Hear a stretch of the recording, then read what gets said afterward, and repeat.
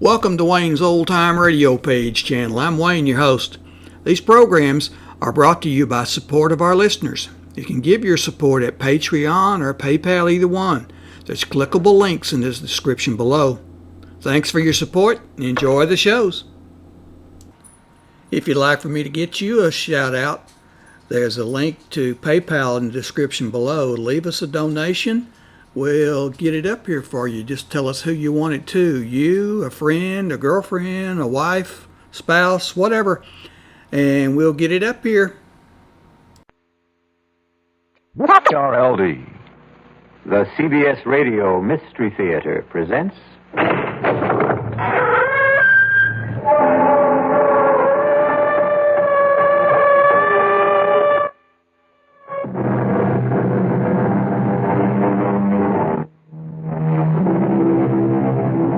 Come in. Welcome. I'm E.G. Marshall. Welcome to the sounds of suspense, to the fear you can hear. Relax and listen to the strange tale of a strange man, though no more strange than anyone who has suffered what you might call a mutilation of the soul. And who of us has not, at one time or another, suffered such a mutilation? What means did we use to restore ourselves? How quickly did we recover? How well did we heal? The answers vary even as we vary. One man's answers are revealed, we trust, in the story which follows. I'm cold. So am I. It's the darkness I mind the most. Not to be able to see you. Oh, touch me. That would help. My God, where are you? Right here. Right here. I can't find you. Keep talking. Keep talking. Here. I can't. Oh, here you are. Oh, darling, don't let go. Never. Oh, never.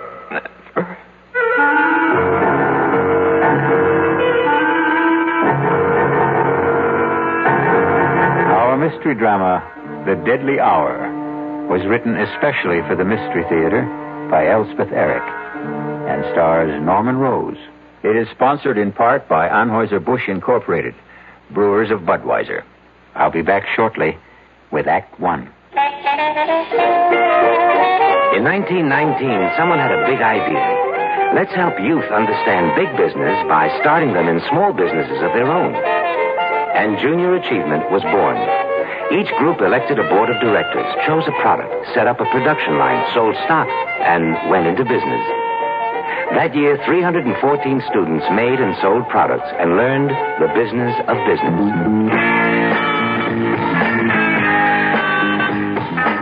Today, Junior Achievement has grown to nearly 200,000 members. Junior Achievers are designing and marketing their own products and services, from cutting boards to printing. They're organizing sales efforts, writing marketing plans, calculating profit and loss. Running these small businesses helps Junior Achievers understand how big business works. Support Junior Achievement, where youth learns the business of business. Call your local Junior Achievement office. Hello. Hello, Mrs. Ken Driggs of Salt Lake City, Utah. Yes? Mrs. Driggs, my name is Ted Brown, and I'm calling for Campbell's Soup. And we're calling ladies in the Salt Lake City area asking if they'd like to sing the Campbell's Soup jingle. Come on, you're kidding. No, honest, I'm not. And if you sing the Campbell's Soup jingle for me, why, I'd love to send you a case of Campbell's tomato soup. All right, but if I sing it and you don't send it, I'll be awfully disappointed. Well, you just sing it and you see. Okay, goes, good, good. That's what Campbell soups are, good. That was just marvelous, really. And we're going to send you a case of Campbell's tomato soup. You're kidding. I'm not kidding. How cold does it get in Salt Lake City, by the way? Below zero sometimes. But if you like skiing, you don't mind. Uh-huh. When it does get cold, good hot Campbell's soup warms you up. Yeah, that's right. Now, you enjoy yourself, you hear? All right. Bye-bye. Bye. The preceding recorded message was selected from random phone calls.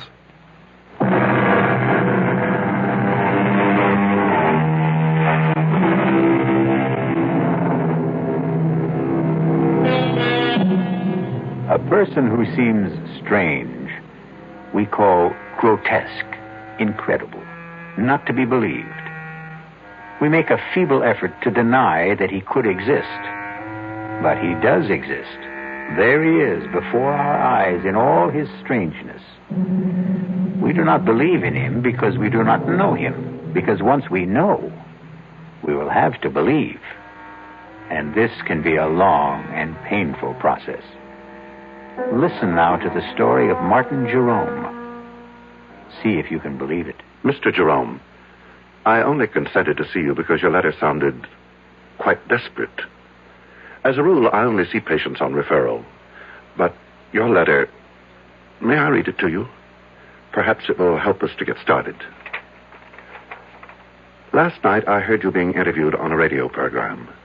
In the dark of my room, in the darkest hour of the night, I thought, here is a man who can help me to solve the awful predicament in which I find myself. I enclose a stamped, addressed envelope for your reply, since I have no phone. I am counting on you. Sincerely, Martin C. Jerome. Well, Mr. Jerome, the hour is passing, and I don't want you to waste your money. Take your time. Take your time if you have difficulty in talking. I'll wait. Doctor. Did you say something, Mr. Jerome? Doctor, you... Yes. You are the first person I have spoken to in 25 years. You said 25 years? Yes. I begin to understand your silence. Can you tell me what drove you into this silence? I married a woman. Yes. The most desirable woman in the world. My Helen. My adored one. I never thought that an insignificant man like myself could even aspire to possess such a woman. And the day she said those words to me, I could scarcely believe my ears. You're a dear, Martin, and I'd love to marry you. Helen, I can't think why you'd want a man like me. Because you're sweet. Let's get married right away. What about next week? The world changed completely for me. Everything became important, immediate. The sun shone just to keep me warm, and the breeze blew to make me cool. Me, Martin Jerome, me. I had been so blessed. Yes? It was a beautiful wedding. Helen had a great deal of money, and I was fairly well off. Many people came to the church, and even more to the reception. People of prominence. I knew them all. All but one. He was tall. Unusually tall. As I am unusually short. He was handsome, as I am not. He was charming, self-assured, very much at his ease. All of which I have never been. You couldn't help noticing him. Helen, who's that very tall man talking to your mother? The pale man with the black mustache? I've no notion, love. It's probably someone Mother invited. Good looking, isn't he? Sort of. Come on. It's time to cut the cake. We sailed for Europe. My head was swimming with visions of the life I had embarked on. The good life, the beautiful life. One night on the ship, we were at dinner. Helen, look over there. To your right, against the wall, sitting by himself. Isn't that the man who was at our wedding? 500 people were at our wedding, love. He's getting up from the table. The tall man, black mustache. Your mother must have invited him, you said. Well, then I guess she did. After dinner, we danced for a while. Then Helen said she had a headache, but I should stay and enjoy myself. Well, I tried, but I couldn't enjoy myself without her. I was too much in love for that. I watched the dancers for a while, drank a brandy. I managed to kill an hour, and then I went down to our stateroom. Helen wasn't there. When I stepped back out into the corridor, there she was, coming out of another stateroom about 6 doors from ours. Darling. You weren't in our room. I didn't know what to think. You said that you had a headache. I'd been doing a little detective work. You were so anxious to know who the tall man was. Well, I found out. He's not precisely a friend. His mother came to the wedding and dragged him along. Helen, you were in his stateroom. I ran into him in the corridor, and he said to come in for a nightcap. Let's go to bed. Our stateroom is much nicer than his, by the way. We went to Paris. And then because she loved to ski, we went to St. Moritz. She was very good on skis. Effortless as a bird flying. I watched and watched and never got tired of watching. And then, one day, there he was again, the tall man. I've got to catch the ski tow. Wait for me. Helen, he's here. Who's here? The man from the wedding, the man from the ship. Oh, is he here? Oh, so he is. Well, I'm off. Wait for me. After St. Moritz, we came back to the city and moved into an apartment. I went to work. We made friends. Helen grew lovelier every day, and she was her loveliest the day she told me that we would have a child. Tell me about that. Well, Helen was very, very light-hearted, very casual about the prospect, but I... Yes? How did you feel? Well, it's hard to tell you, Doctor. Oh, I know every man is what, excited, happy, I don't know, but I felt bowed down, Doctor, actually crushed by my own good fortune. That a man like myself, so petty, so pitiable, should be given a child by a woman like Helen. Have you always thought of yourself as petty and pitiable? I have. Why? Because I am. Go on, please. I could scarcely concentrate on my work once I'd heard the good news. Helen was on my mind all the time. And one day, I suddenly couldn't bear being in the office, couldn't bear being anywhere except where she was. And I rushed home. I suppose you know what I found. I think you'd best tell me.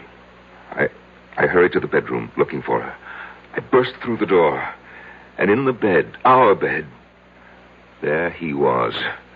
The man from the wedding. From the wedding, from the ship, from the ski tow. He looked at me, standing in the doorway. He said not a word, but his red lips smiled. And then the bathroom door opened, and Helen took a step into the room. Helen, all scrubbed and fragrant. She was wearing something pink. I think it was made of lace. And she smiled too. While I stood in the doorway, she smiled. And then she said, "Well, love, now you know." And the world rocked, and I felt as though I had died, but I hadn't. I was still standing there. Doctor, I've never told what I just told you to anyone before. Not to anyone? It wasn't simply grief that I felt. It was my pride that had been destroyed. My marriage to Helen had built up a sort of pride. I thought, if she loves me, then I must be something. Oh, it is not a good thing, Doctor, to build your pride on what other people think of you. Or seem to think. No, it isn't. So I cleared out. That was 25 years ago. And I have not said a word to anyone until today. How have you lived? Well, I had a business, import and export. I kept the business, but I dismissed my staff. I had the phone removed and made arrangements to conduct my affairs by mail. I took a one-room flat with a little kitchen, a bed, a chest of drawers, an easy chair with an ottoman. And to one side of the chair, my hi-fi stereo set and my records. To the other side, my books. After my work, I'd sit in my easy chair with my feet on the ottoman, listen to my records and read. Only writers who are dead, however. I'd read till about 10 o'clock, eat a little something, and go to bed. The next morning, go to work all day and do the same thing all over again. No relaxation of any kind? No enjoyment? Well, vacation in the summer. I shut down the office for 2 weeks and take my vacation. Where do you go? I take a train. 2 trains, actually, and a bus to a little town on the coast called Marsh Hills. You've probably never heard of it. I'm afraid I haven't. No one has. And there's no reason why anyone should. And you spend your 2 weeks in Marsh Hills? Oh, no. No, I merely stable my horse there. You have a horse? About 15 miles from Marsh Hills, Doctor, close to the sea. There's a cave hollowed out of the rock by the waves. And when I get to Marsh Hills, I arrive every year on the same day.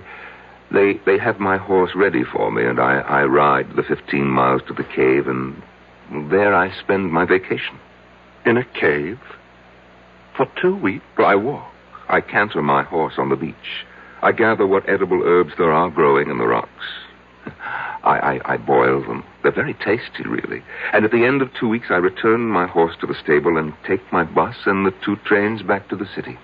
And you've lived this way for 25 years. Oh, yes. But, Doctor, last summer something happened. I arrived in Marsh Hills as always. My horse was waiting for me, as always. And we started off at a walk for the cave by the sea. There is always a certain excitement when I begin to smell the sea. And I know that soon I shall be out of sight and sound of any human being. There will be only the sea, the sun, the wind, and my cave. It is the most thrilling moment of the year for me. I suppose it's the only one. Soon I will have my solitude. At last, I'm on the sand. My horse feels the excitement as I do. I feel him extend himself. And as we round the last bend in the shoreline, I see it. I see it, my cave, my refuge. But last summer, yes, I pulled my horse up at the entrance to the cave. I sat listening to the rhythms of the ocean. And then, all at once, I heard a sound. A sound that I've never heard before in that deserted spot. And the sound, Doctor, was coming from inside my cave. Never had I felt such anger. I was faint with hatred. I dismounted and I crept to the side of the cave where I knew it sloped to the ground. Quietly climbed the roof. I found a tiny chink in the stone, no more than 1/8 of an inch wide. And I put my ear to it. Beneath me I heard laughter. Laughter and tender words and all the sticky, silly sounds that lovers make. Are you my girl? Oh, so much your girl. How much? This much. I can't hardly see how much is this much. It's too dark in this place. Then come here. Oh, darling, darling love. They were kissing. They were using my sacred sanctuary for lovemaking. I almost fell from the roof of the cave. I struggled to stay where I was, and my feet dislodged a shower of stones. What was that? Sounds like a rock slide. Yes, some rocks in front of the entrance. Lots of them. Hey, maybe we better move them. Oh, we can still get out. Let's stay a little longer. I love this place. All right. I climbed down. My brain was on fire. My whole body was on fire. I had never felt such hatred as I felt then. Not since... Well, Doctor, you know when, I've told you. I took hold of a big boulder. Yes, these skinny arms went round it. This puny body pushed it. Pushed and shoved till it stood against the mouth of the cave. Was tight against the mouth of the cave. I heard the voices of the lovers, fainter now from inside. George, it's really dark. Darker than before. Aaron, there's no light at all. I had sealed them in.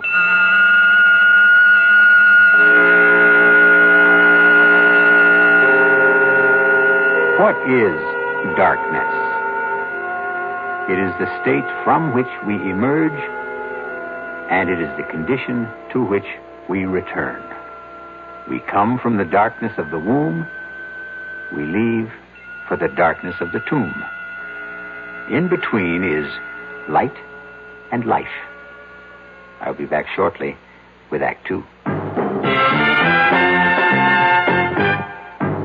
Some research experts say you can't taste the difference between beers. Well, if they're right, then Anheuser-Busch wastes a barrel of time Beechwood aging Budweiser. Only they don't think so. Brewing beer right does make a difference. And they're betting a bundle that you can taste the difference in Bud.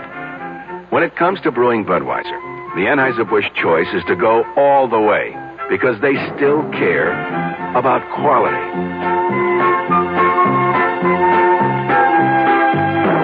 Look at it this way. If the Bud people have a choice between what some experts say and what beer drinkers say, well, you'd better believe they'll go with you beer drinkers every time. When you say Budweiser, you said it all. Anheuser-Busch, St. Louis. I love you. I love you. Love you. Love you. Love you. Love you. Love you. That's why Hallmark makes over 1,000 different kinds of Valentines to get everybody's message across on Valentine's Day. I love you! Let Hallmark say you care enough to send the very best on Valentine's Day, Thursday, February 14th. That's Thursday the 14th.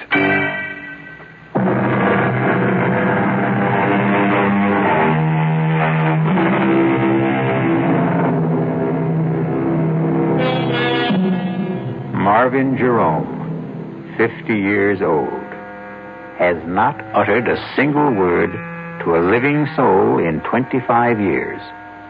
But now, in the office of an attentive psychiatrist, it seems the dear man can't stop talking. After I had pushed and shoved the big rock into the entrance to the cave, Doctor, I stood for a few seconds, panting from the exertion and oppressed by the silence. There was only the sound of the wind and the water.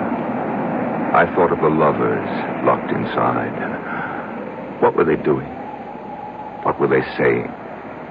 I felt that I must hear their voices again, as though their words, which had driven me near to madness, were essential now to keep me sane. I scrambled back to the roof of the cave and put my ear once again to the narrow crack through which I could hear them. George, there was a little light before, now there's none.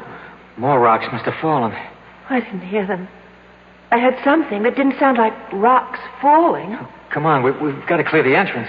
Come where? I don't know where the entrance is anymore. It's so dark. Well, take my hand. I think I know which direction. I can't even see your hand. Don't you have a match? I may have. Boy. Yeah, I have a few. Well, light one. I will. Oh, went out. Now, don't panic. Don't panic. Light another. We've got to get out of here. Just don't panic. All right, now, careful. Be careful. I am being careful. Oh, darling. Huh? No, I found the one that went out. It was right by my foot. Let me light it from yours. Yeah, good girl. All right, George. There's the entrance. Don't let your match go out. Don't you let yours. Hey, look, see? Just a whole bunch of stones. Come on, let's start clearing them away.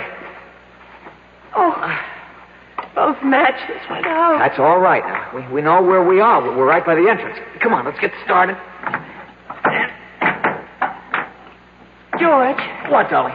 We'll get out, won't we? Of course we'll get out. Now, keep working. Don't stop. At my listening post atop the cave, I heard them, so kindly toward each other, so reassuring, so united in their purpose. I pressed my ear closer to the crack in the cave's roof. I was frantic to hear every word. George, it isn't getting any lighter. Shouldn't it start to get lighter? Yes, it should. Oh, why doesn't it? How should I know why? I'm sorry, darling. Oh, that's all right. Marion. What, darling? We've cleared all the stones away. But there's no light. No. None. Why not? Why isn't there? Because there's something huge. A big boulder, I think, up against the entrance. Oh, move it. I will. It's heavy. It must be huge. Well, how did it get there? It fell from someplace, Lord knows where. Can't you move it? I'm trying. Let me help. Put your shoulder up against it. That's what I'm doing. Can't you see? No, I can't see. Do you think I could? Can you see? I'm sorry. Forgive me. All right, let's try together now. 1, 2, 3. Jump! I don't think we moved it at all. No, not a centimeter. Darling, you know what the trouble is? We're tired, that's all. Clearing away all the stones just took our strength. I haven't had anything to eat since this morning. We need to rest for a little while. Then we'll be able to move it. Oh, you're probably right. So let's lie down right here by the entrance so we know where we are. First, I want to light a match. Why do you want to do that? I want to look at your face. Oh. Light it. This is the face I love. This is the face I love. It's dark again. No matter. When we wake up, we'll find our way into the light. Sleep now, my darling. The thought of them lying there. No, the vision of them, for I could see them. The image was so strong. The two of them pressed close, their arms entwined, their hands clasped. The two young bodies fitted so tightly together against the dark and the cold. The nameless memory crowded in on me, and I knew what it was I remembered and would not name. And it was love. Love. It was love that I remember. I'm sorry, Doctor. For what? For crying like this. If there is anything to be sorry for, it's that it took you so long to cry. All I really know is that when that word came into my head... What word? The word love. I shrank from it as though it was tainted. Poison. Yes. And then? Then, Doctor, I climbed down. I got on my horse and rode back to Marsh Hills. I took the bus and the 2 trains back to the city.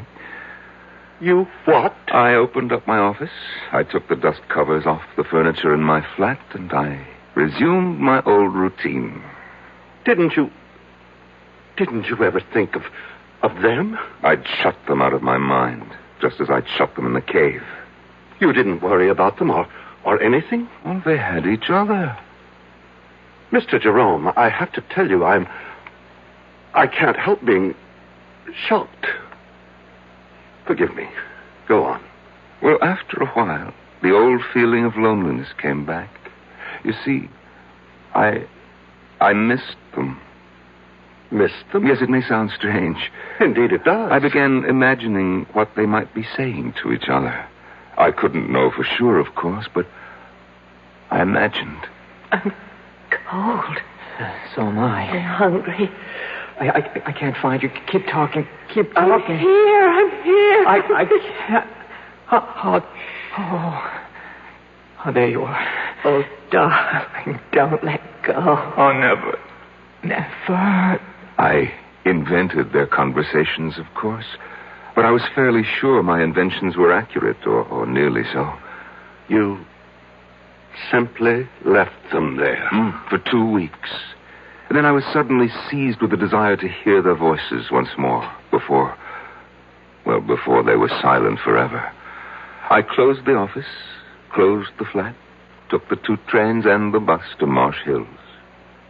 They were surprised at the stable to see me back again so soon, of course, but they saddled my horse and I set off for the cave. The old excitement came back when I started to smell the salt air. There was the familiar thrill which I had looked forward to each summer for 25 years, till they had invaded my kingdom by the sea.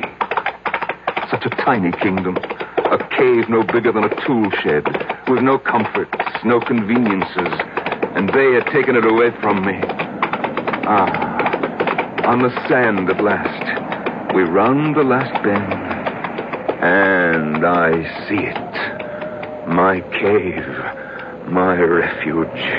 And even from a distance, I can see that the big boulder still stands wedged into the entrance. What did you do then, Mr. Jerome? I dismounted. I climbed to the roof of the cave. After all, I had made the long and rather arduous trip to hear their voices once more, if I could. I crouched down.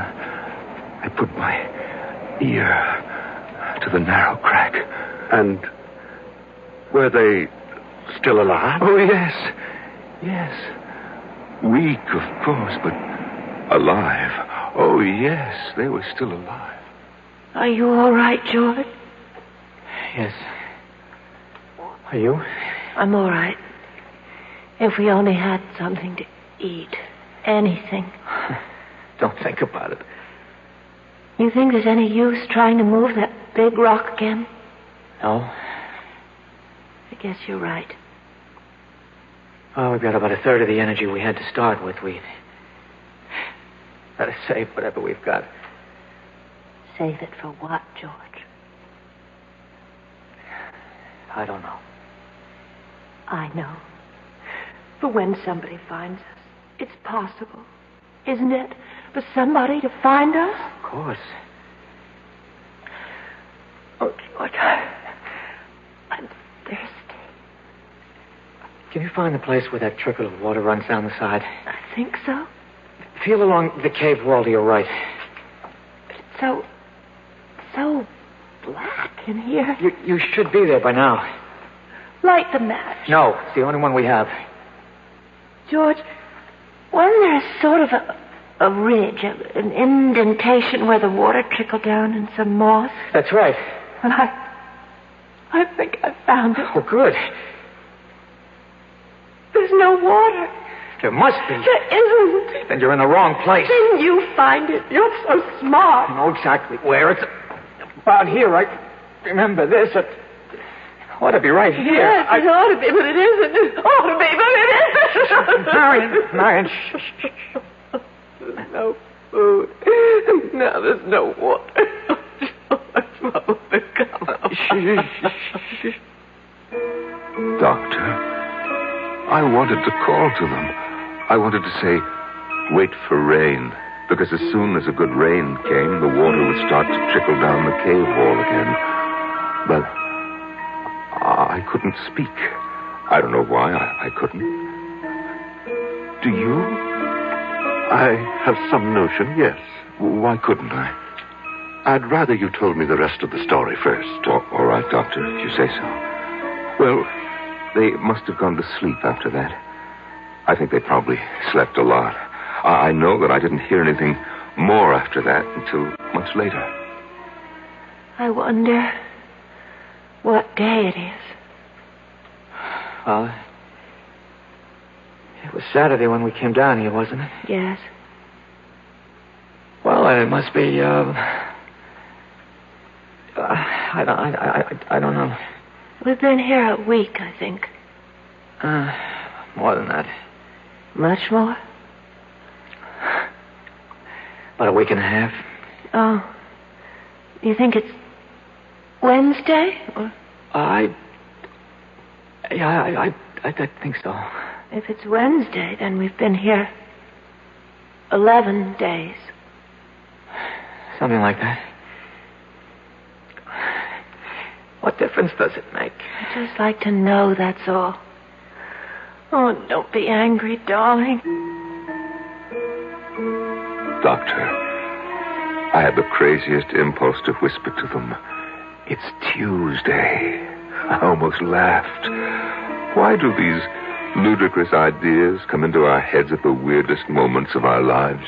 Perhaps it wasn't as ludicrous as you thought. Well, of course it was. I was there to watch these people die.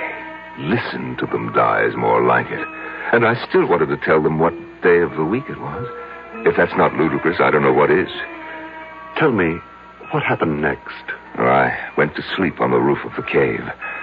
After the sun came up in the morning, I got a sandwich out of my saddlebag and a flask of brandy and sat on the sand for a while, watching the ocean. And then I went back to my listening post. George. Yes? I'm going to try walking around a little. Oh, Lord. This darkness is driving me mad. No, it's not. No, it's not. Let me have a match. No. Oh, give it to me. I won't. What was that? I heard something. I stumbled over something. Well, look for it. Fish That's around. what I'm doing. Got it. Well, what is it? Feels like a little sort of a pan. Pan? Well, about 5 inches wide. What? Enamel, I think. Feels like enamel. It's a little pan to cook things in, the sort of thing campers might use. Wait. That means somebody's been here before. And that means whoever was here could come back. Or somebody else could. I mean, this cave is a place people come to. We're not the only ones. We're not the first. Other people have...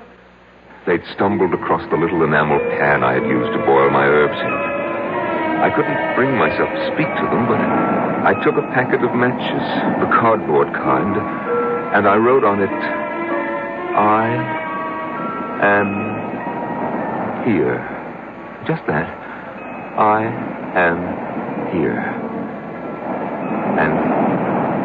And I slipped it through the crack in the roof of the cave.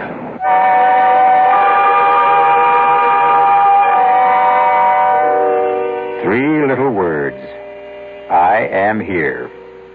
I suppose the most cherished trio of words in our language consists of I love you. But surely there are times of trouble when I am here is even more welcome.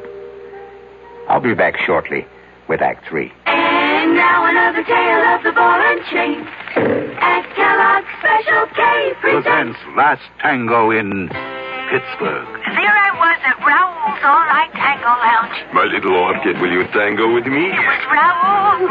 You're a splendid dancer. But what was that? Was what? That sound effect. Oh, I'm a few pounds overweight, and this ball and chain points out how my extra weight can get in the way. I'm pointing you back to your chair. Our heroine decided to lose that extra weight. She exercised and ate smart at every meal, starting with a Special K breakfast. A bowl of Special K, skim milk, tomato juice, and coffee. It's less than 240 calories, 99% fat-free, and 100% delicious. After a while, she was rid of the ball and chain and back at Raoul's. Darling, you're looking fantastic. What a happy ending. What ending? We're just getting started. Raoul, get lost. Your happy ending could begin with the Kellogg's Special K breakfast. And that's another tale of the ball and chain. Give your hand to a friend. Give your heart to your heart. Give your cold to contact. The sooner the better. Hey, I'm back. How's that cold? Rotten. Get the contact? I got everything. Contact, cold tablets, and this liquid. Oh, no. Honey, it's all cold medicine. Well, sure, but it only takes one contact for up to 12 hours continuous relief from sneezing, drips, congestion. For that, I'd need 6 of your cold tablets. 2 every 4 hours. Or 3 ounces of nighttime liquid. 1 every 4 hours. Or just one contact. The tiny Tide pills do it.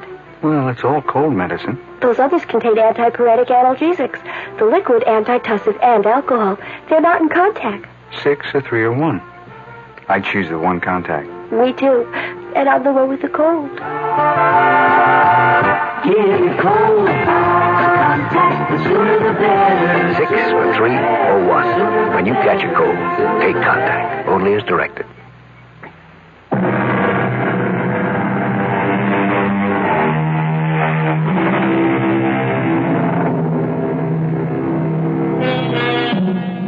It is the disease of not listening, the malady of not marking, that I am troubled withal. So said Henry IV, according to William Shakespeare. But the disease that troubles Martin Jerome is listening too closely, and his malady is marking too well. I pushed the packet of matches with its absurd message down through the crack in the cave with a little stick. I heard it drop. I knew it had reached them, even before I heard Marion speak. George. Huh? Something just dropped onto my shoulder. George, light the match. Marion, it's our last match. I don't care, light it. I have to know what fell on my shoulder. I don't like to use George, up our last... please, if you don't... All right. All right. Take it easy. Did you see anything? It hit my shoulder, and then it... Here it is. George! Well, it's matches. It's a whole fold of matches. You're kidding. I'm not. There's something written on it here, George. Wait a minute. It says, I am here. Who? Who's here? I don't know. Oh, my God, that's the end of the match. I held it till I burned my fingers. I'm sorry, I couldn't. It's all right. What? We have matches now. Can you see? It isn't signed at all. It just says, I am here. That's all. But who's here? Doesn't matter, does it? Somebody's here. That's what counts. Why doesn't he say something? Call out to us or something. Tell us that everything will be all right. Maybe he's gone for help. Oh, yes, that must be it. Yes, that is it. It's all right now. It's all right as long as somebody's here. I couldn't stand their joy over my simple-minded message. They seemed like silly children, as silly as I felt myself. For I hadn't the faintest notion what I was going to do once I had made this strange contact with them. I climbed down and sat on the beach staring at the water until I fell asleep.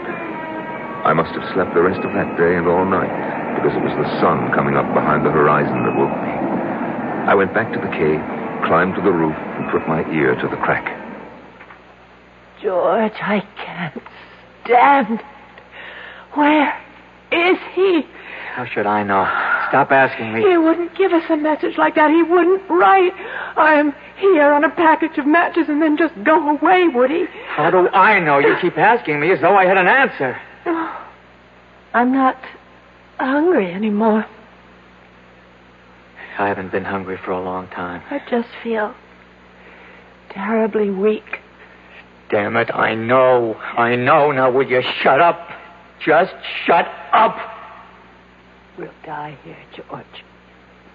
Be quiet. No water. No food. We'll die here. I said shut up. Whoever wrote that note must have been a madman. Whoever he was, wherever he was, he's gone away. Yes. And we'll die in this cave.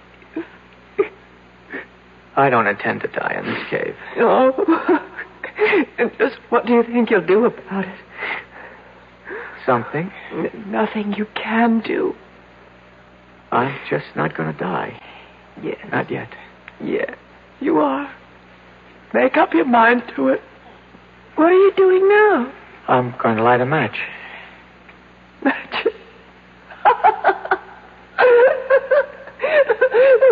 We have matches. No food. No water. Just matches. George, what? I'm not going to die. Not yet. Not me. George! Not me. I felt as though the world had stopped. Actually, I had stopped. All at once, I knew what I must do. I didn't want to go completely out of my mind. I clambered down from the roof. I ran to the cave entrance. I tried to move the big boulder that blocked it. I knew even before I tried that I wouldn't be able to do it. But my mind was working brilliantly. I ran to where my horse's saddle and bridle lay on the sand. And after taking it all apart, I began working to put it together again for a new purpose. Oh, I used everything. The girth, the reins, the stirrup leathers. And in an hour, I had fashioned a crude device. I led my horse to the cave entrance. Somehow, I wrapped the girth around the boulder and made it firm. The reins circled my horse's shoulders. And then I stood back and gave him a sharp rap on the flank. He moved. And the boulder moved. The boulder moved away from the entrance to the cave. There was room for me to squeeze through. Just inside, I found them. She lay there in a faint. He lay across her. And his teeth were sunk in her breast.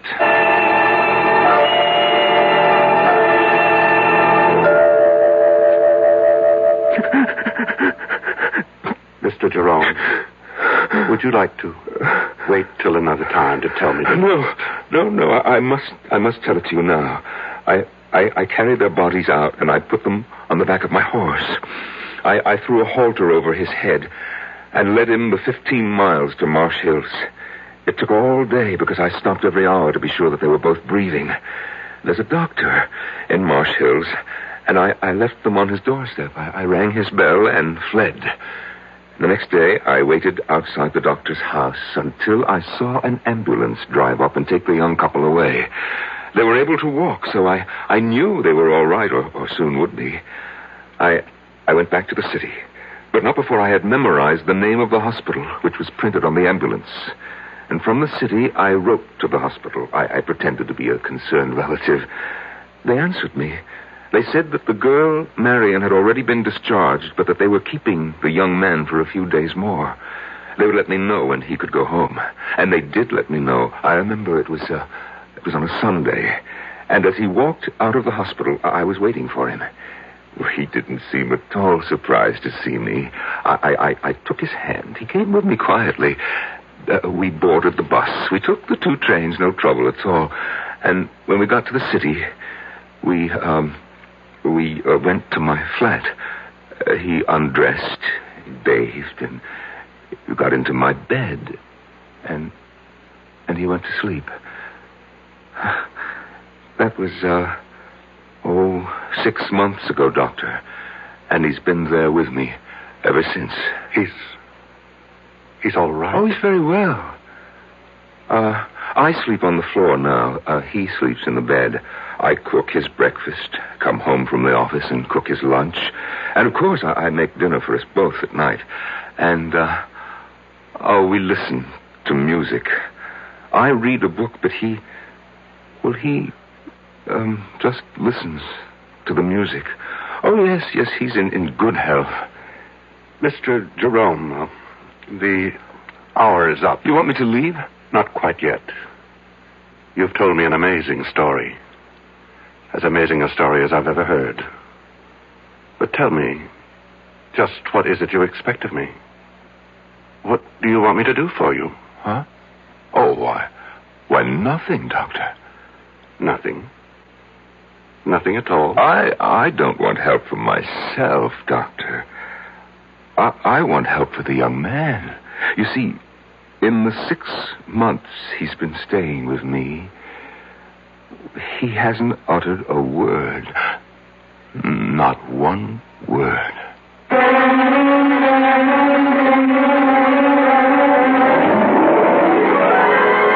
Go see the doctor, young man. Yes, George, he can help you to unburden yourself. He will make the words pour out in full confession, and you'll feel the better for it. Why, look what he has just done for Martin Jerome. As the deadly hour passed. I'll be back shortly. Young I may be, but still I'm a man. Just turned 18 and I'll do what I can to find me a place where I can be me. Get ready for life and be free at the sea. Where do I go from here? Oh, where do I go from here? I finished school, but what lies ahead? Don't want to get trapped, want to feel free instead. All over the world, there's so much to do. The call of the sea, don't you hear it too? Where do I go from here? Oh, where do I go from here? What about the new Navy? You'll get your chance at success, learn an exciting job, and see the world. Call toll-free 800-841-8000. That's 800-841-8000. Or see your Navy recruiter. Be someone special in the new Navy. I know where I'm going from here.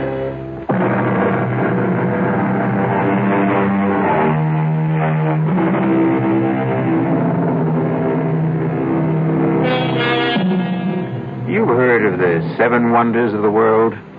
The Grand Canyon, the Taj Mahal, Niagara Falls, and I forget the other 4. No matter.